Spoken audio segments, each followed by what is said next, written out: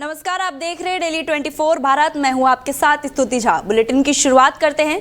दिल्ली में नारी शक्ति बंधन अधिनियम को लेकर राजनीति विवाद तेज हो गया है। सत्ता पक्ष और विपक्ष के बीच लगातार आरोप प्रत्यारोप के दौर जारी है, जिससे माहौल गर्माता जा रहा है।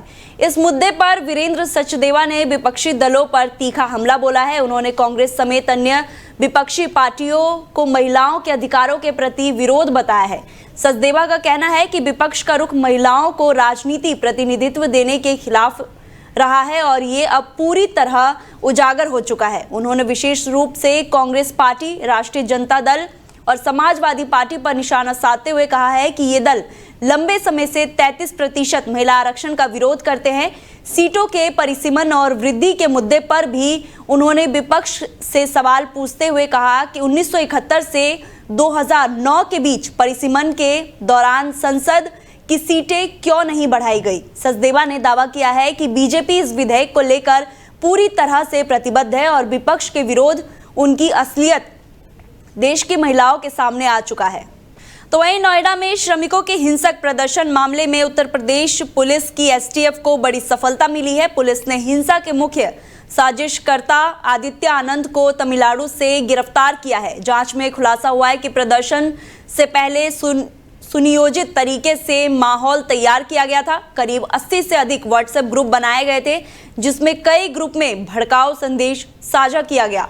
पुलिस के अनुसार इन ग्रुप्स का उद्देश्य मजदूरों की वास्तविक मांगों को उठाना नहीं, बल्कि उन्हें उस्काकर हिंसा फैलाना था। पुलिस ने बताया है कि इस पूरे मामले में 3 संगठन की भूमिका सामने आई है, जिनमें मजदूर बिगल दस्ता प्रमुख है।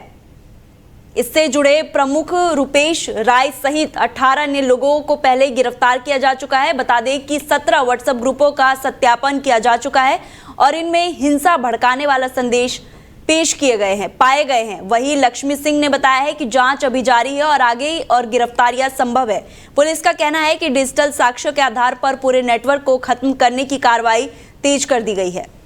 तो वहीं गाजियाबाद के कनावनी गांव में हाल ही में हुई भीषण आगजनी के बाद अब सियासी हलचल भी तेज हो गई है। कांग्रेस प्रदेश अध्यक्ष अजय राय प्रभावित परिवारों से मिलने मौके पर पहुंचे और उनका हालचाल जाना। इस दौरान अजय राय ने पीड़ित को हर संभव मदद का भरोसा दिलाया। उनके साथ पहुंचे कार्यकर्ताओं ने राहत सामग्री का वितरण भी किया, ताकि आग से प्रभावित परिवारों को तत्काल सहायता मिल सके। उन्होंने कहा कि कांग्रेस पार्टी इस मुश्किल घड़ी में पीड़ितों के साथ खड़ी है और उनके पुनर्वास के लिए हर स्तर पर प्रयास करेंगे। इस मौके पर अजय राय ने महिला आरक्षण को लेकर भी केंद्र सरकार पर निशाना साधते हुए प्रधानमंत्री पर टिप्पणी की, जिससे राजनीतिक बयानबाजी भी तेज हो गई है। फिलहाल प्रशासन की ओर से राहत कार्य जारी है, लेकिन प्रभावित परिवारों को अभी भी स्थायी पुनर्वास और बुनियादी सुविधाओं का इंतजार है। देखिए, आज मैं गाजियाबाद के कनावनी इंदिरापुरम में आया हूँ और यहाँ पर जो देखकर जो विभत्स रूप दिखाई दिया कि पूरे जो बेचारे गरीब लोग दिन रात मजदूरी करते हैं, वहां पर पूरे गांव के अंदर आग लग गई, जल गई। और ये निश्चित तौर से कहीं ना कहीं साजिश की बू आ रही है। 15-15 सालों से लोग यहाँ रह रहे थे और ज्यादातर उसमें यूपी के, बिहार के लोग हैं। और ये बता रहे हैं कि 11 बजे की घटना है और यहाँ पर प्रशासन और फायर ब्रिगेड के लोग करीब 12, साढ़े 12, पौने 1 बजे आए। 2-1.5 घंटे बाद यहाँ आना इसे साबित करता है कहीं ना कहीं इसमें पूरी तरीके से मिली भगत है और इसकी जांच होनी चाहिए पूरी तरीके से। मैं इसकी न्यायिक जांच की मांग करता हूं कि न्यायिक जांच हो, क्योंकि अधिकारी जांच करेंगे तो ये लिपापोती होगी। न्यायिक जांच हो और सारी चीजें दूध की दूध पानी, क्योंकि ये गरीब आदमी बेचारे अपने पेट काट कर इन लोगों ने अपना आशियाना खड़ा किया था। उसमें अभी ई रिक्शा भी जल गई है। एक महिला रो रही थी कि उसके 2 ई रिक्शे जल गए और न इनके पास पैसा बचा, न खाने का सामान, कपड़े का सामान। आज कांग्रेस पार्टी हमारे यहाँ आई है, सभी सामान को लेकर आए हैं और यहाँ पर राशन का वितरण भी करेंगे, फल का वितरण करेंगे और भी इनकी हर तरीके से आर्थिक मदद भी कर रहे हैं। और जो भी जरूरत पड़ेगी कांग्रेस पार्टी इनके साथ खड़ी है। और मैं ये बताना चाहूंगा, ऐसी ही घटना लखनऊ में भी 2 दिन पहले हुई है और इसकी पुनरावृत्ति यहाँ पर हुई है, ये कनावनी गाँव के अंदर। तो इसमें ये पूरी तरीके से कहीं ना कहीं से ये संदेह पैदा कर रहा है कि लखनऊ में ऐसी घटना और गाजियाबाद में ऐसी घटना, ये निश्चित तौर से बहुत दुखद है और ये संदेह पैदा कर रहा है और इसकी तुरंत न्यायिक जांच होनी चाहिए लखनऊ की भी और ये कनावनी गांव गाजियाबाद की भी।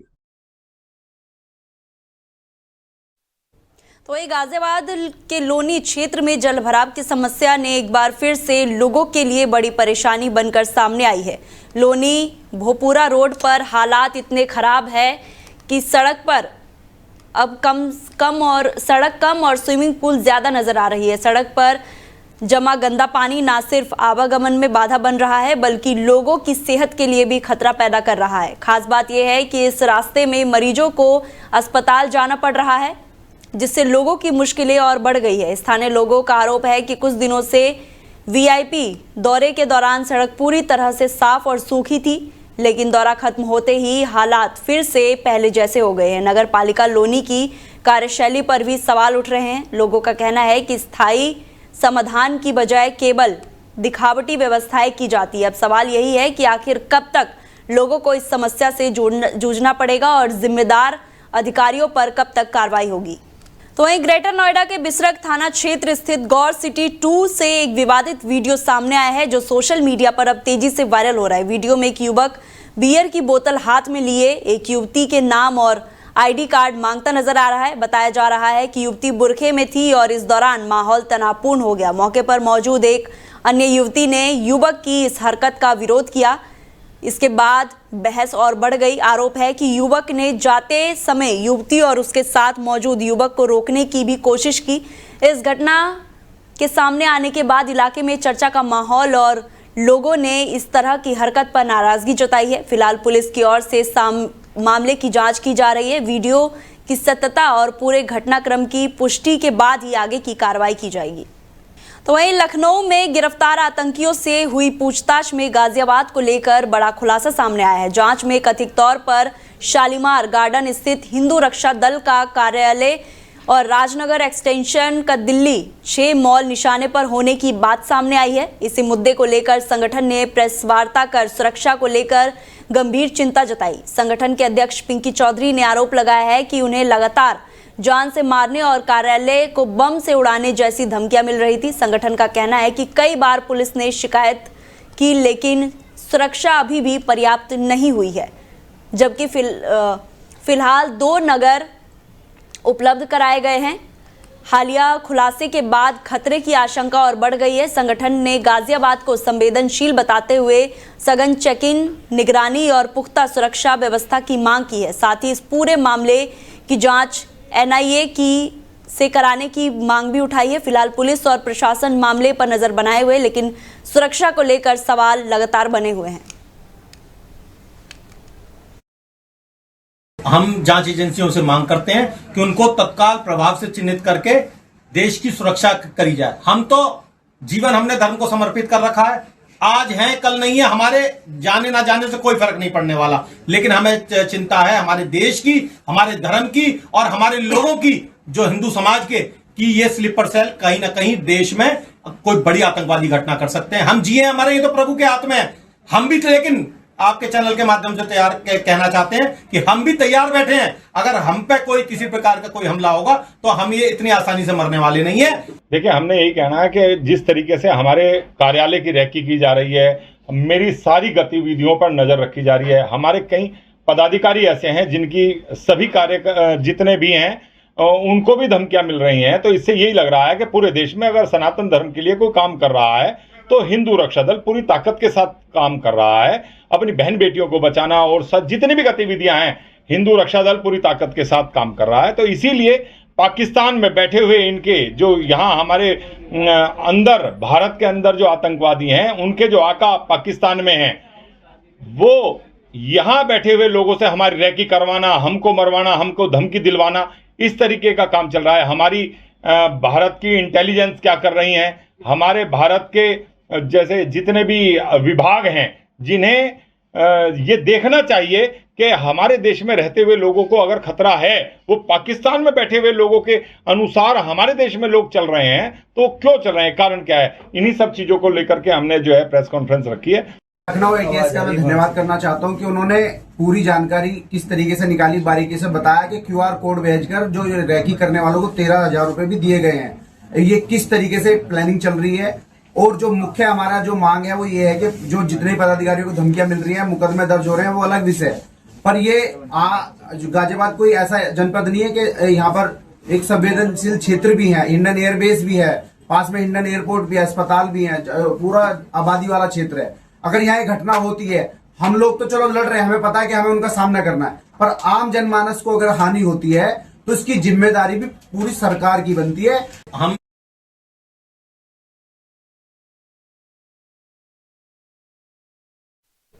वहीं मुजफ्फरनगर के नई मंडी थाना क्षेत्र से छेड़छाड़ का एक गंभीर मामला सामने आया है, जिसमें बीजेपी के पूर्व मंत्री सुधीर बालियान के बेटे का नाम सामने आया है। जानकारी के मुताबिक रेलवे रोड पर एक मां और बेटी के साथ इवनिंग वॉक के दौरान स्कूटी सवार 2 युवकों ने कथित तौर पर छेड़छाड़ की। विरोध करने पर आरोपियों ने मारपीट की और मौके से फरार हो गए। पीड़ित पक्ष ने इस घटना का वीडियो बनाकर सोशल मीडिया पर वायरल कर दिया है, जिसके बाद पुलिस हरकत में आई। पीड़ित के तहरीर के आधार पर पुलिस ने दोनों आरोपियों को गिरफ्तार कर लिया है। गिरफ्तारी के दौरान आरोपी हाथ जोड़ते नजर आए, जिसका वीडियो भी सामने आया है। पीड़ित परिवार ने आरोपियों से जान का खतरा भी बताया और सुरक्षा की मांग की है। फिलहाल पुलिस मामले की जांच कर रही है और आगे की कानूनी कार्रवाई भी की जा रही है।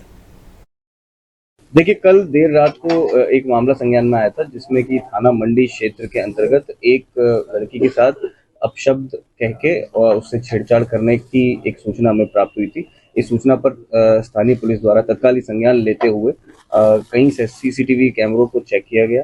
इन सीसीटीवी कैमरों की मदद से अपराधियों की शिनाख्त की गई। अपराधियों की पहचान के बाद तुरंत ही टीमें लगाकर दबिश देकर कुछ ही घंटों में इन दोनों मुख्य अपराधियों को गिरफ्तार कर लिया गया है। थाना मंडी पर इस पूरे प्रकरण के संबंध में 191/26 एक मुकदमा पंजीकृत कर लिया गया है।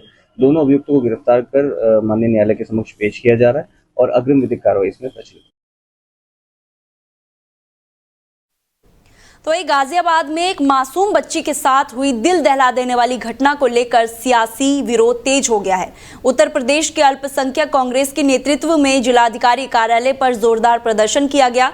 इस प्रदर्शन का नेतृत्व अकबर चौधरी ने किया, जहां बड़ी संख्या में कांग्रेस कार्यकर्ताओं ने आरोपी की जल्द गिरफ्तारी और कड़ी सजा की मांग उठाई है। प्रदर्शनकारियों का कहना है कि टीला मोड़ क्षेत्र में 4 साल की बच्ची के साथ दुष्कर्म के बाद हत्या की घटना ने पूरे समाज को झंझोर कर रख दिया है। उन्होंने प्रशासन को ज्ञापन सौंपकर पीड़ित परिवार को 50 लाख रुपए का मुआवजा देने और बच्चों की शिक्षा की जिम्मेदारी उठाने की भी मांग की है। कांग्रेस नेताओं ने साफ चेतावनी दी है कि अगर जल्द कार्रवाई नहीं हुई तो पार्टी बड़े स्तर पर आंदोलन करेगी। ये घटना एक बार फिर महिलाओं और बच्चों की सुरक्षा को लेकर गंभीर सवाल खड़ा करती है। अब सबकी नजरें प्रशासन की कार्रवाई पर टिकी है और पीड़ित परिवार को कब तक न्याय मिल पाता है, इस पर टिकी है। तो वहीं ग्रेटर नोएडा में अवैध निर्माण के खिलाफ प्राधिकरण ने सख्त कार्रवाई करते हुए विशेष अभियान चलाया है। इस कार्रवाई को एनजी रवि कुमार के निर्देश पर अंजाम दिया गया। प्राधिकरण की टीम पुलिस बल के साथ बेतपुरा और खोजना खुर्द गांव पहुंची, जहां अधिसूचित जमीन पर अवैध रूप से बनाए जा रहे भवनों को चिन्हित कर सील कर दिया गया है। मौके पर मौजूद वरिष्ठ अधिकारियों ने निर्माणाधीन इमारतों को तत्काल प्रभाव से बंद कराया और अतिक्रमणकारियों को स्पष्ट चेतावनी दी है कि भविष्य में किसी भी प्रकार का अवैध निर्माण बर्दाश्त नहीं किया जाएगा। बताया जा रहा है कि भूमाफियों द्वारा सरकारी जमीन पर कब्जा कर अवैध इमारतें खड़ी की जा रही थी, जिस पर यह कार्रवाई की गई। प्राधिकरण का कहना है कि इस तरह के अभियान आगे भी जारी रहेंगे और अवैध निर्माण के खिलाफ सख्त कदम उठाए जाएंगे ताकि शहर में नियोजित विकास सुनिश्चित की जा सके। तो वहीं मुजफ्फरनगर जनपद में पुलिस ने अपराध नियंत्रण को लेकर एक विशेष अभियान चलाते हुए हिस्ट्री शीटर बदमाशों को थाने बुलाकर सख्त चेतावनी दी है।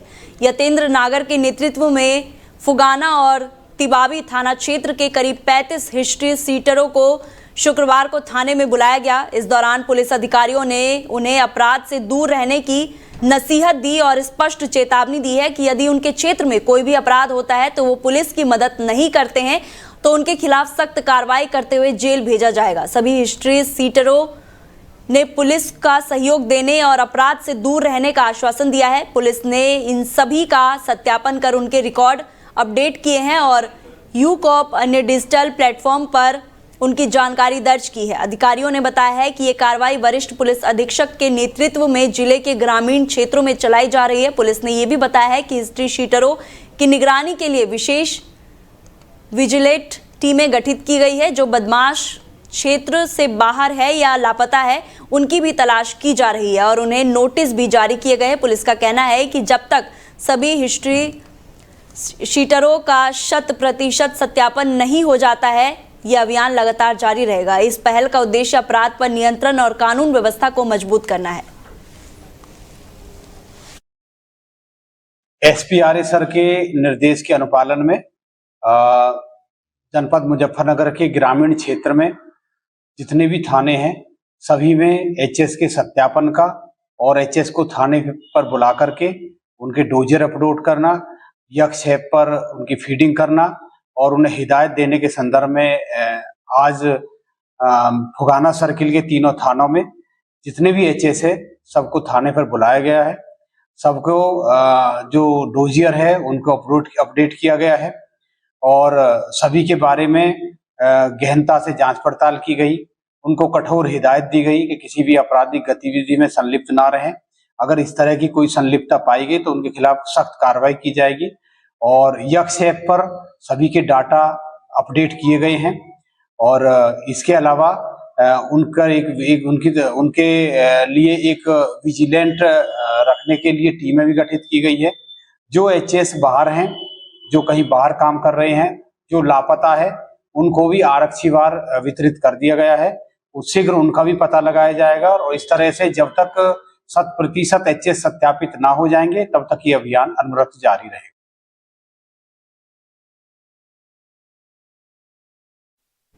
तो मुजफ्फरनगर के खतौली कोतवाली क्षेत्र में गंगधाड़ी गांव में मारपीट से आहत एक युवक द्वारा आत्मदाह का प्रयास करने का गंभीर मामला सामने आया है। जानकारी के अनुसार हिमांशु और टिंकू के बीच मामूली विवाद हुआ था जो बाद में मारपीट में बदल गया। इसी घटना से आहत होकर हिमांशु ने खुद पर आग लगा ली और ये पूरी घटना पास के लगे सीसीटीवी कैमरे में कैद हो गई, जिससे पुलिस को जांच में महत्वपूर्ण सुराग मिले। आग से झुलसे हिमांशु को तुरंत अस्पताल में भर्ती कराया गया जहां उसका इलाज जारी है। घटना के बाद पुलिस ने त्वरित कार्रवाई करते हुए आरोपी टिंकू को गिरफ्तार कर लिया है। मामले में संबंधित धाराओं के तहत मुकदमा दर्ज कर कानूनी कार्रवाई शुरू कर दी गई है। आज दिनांक 17 अप्रैल 2026 को रात्रि लगभग 9:45 बजे पुलिस को सूचना मिली कि हिमांशु पुत्र वेदु नामक एक युवक ने अपने आप को आग लगा ली है, जिसकी सूचना पर तत्काल पुलिस मौके पर पहुंची और इस मजरूब को उनके परिजनों की सहायता से अस्पताल में भर्ती कराया गया, जहां पे उसकी हालत स्थिर है और वह बोल चाल रहा है।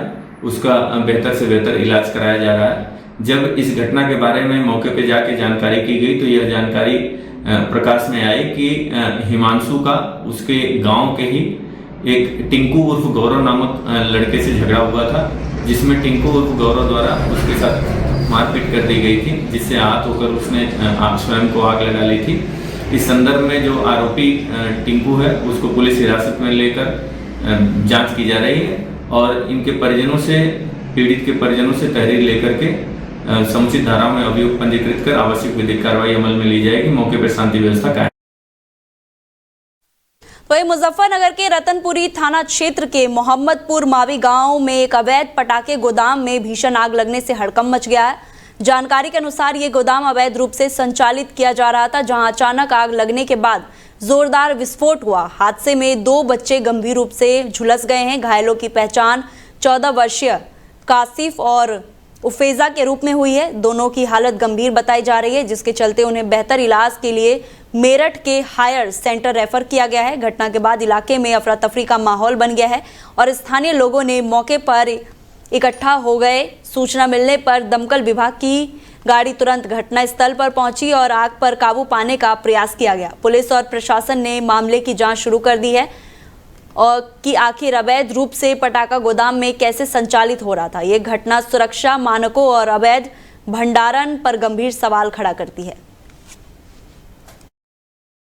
आज थाना रतनपुरी के ग्राम मोहम्मदपुर माफी से सूचना प्राप्त हुई थी कि गांव में एक पटाखा का गोदाम था जिसमें आग लगने की घटना हुई है।